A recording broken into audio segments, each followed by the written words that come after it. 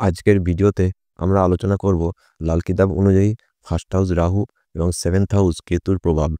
এই অবস্থানের ফলে আপনার জীবনে কী ধরনের পরিবর্তন আসতে পারে তা বিশদভাবে জানব। ভিডিওটি শেষ পর্যন্ত দেখুন, কারণ এই জ্যোতিষগত জ্ঞান আপনার জীবনে নতুন দিশা আনতে পারে। ফার্স্ট হাউস রাহু রাহু যখন জন্মকুণ্ডলীর প্রথম ঘরে থাকে, এটি ব্যক্তিত্বে এক ধরনের চৌম্বক আকর্ষণ তৈরি করে। ব্যক্তি উচ্চাকাঙ্ক্ষী হয়, জীবনে বড় কিছু অর্জনের প্রবল ইচ্ছা থাকে।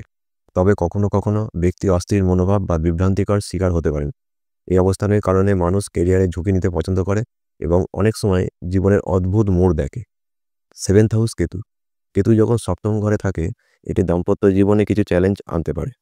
ব্যক্তি সম্পর্কের ক্ষেত্রে কখনো কখনো উদাসীন বা অতিরিক্ত আত্মকেন্দ্রিক হতে পারে, কিন্তু এই অবস্থান আত্মকেন্দ্রিকতায় গভীর আগ্রহ তৈরি করতে পারে। ব্যক্তি পার্টনারের প্রতি অতিরিক্ত নির্ভরশীল না হয়ে স্বনির্ভর হতে পছন্দ করেন। ফার্স্ট হাউস রাহু এবং সেভেন্থ হাউস কেতু একসঙ্গে মিলে একটি অদ্ভুত ভারসাম্য তৈরি করে। ব্যক্তি জীবনের উদ্দেশ্য খুঁজতে পারেন এবং আর্থিক উন্নতির পথে এগিয়ে যেতে পারেন। তবে দাম্পত্য জীবনে সামঞ্জস্য বজায় রাখতে নিয়মিত যোগাযোগ এবং বোঝাপড়ার প্রয়োজন।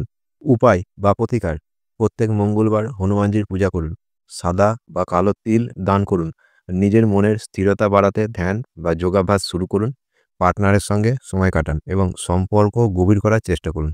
এটিই ছিল ফার্স্ট হাউস রাহু এবং সেভেন্থ হাউস কেতুর অবস্থানের সংক্ষিপ্ত বিশ্লেষণ।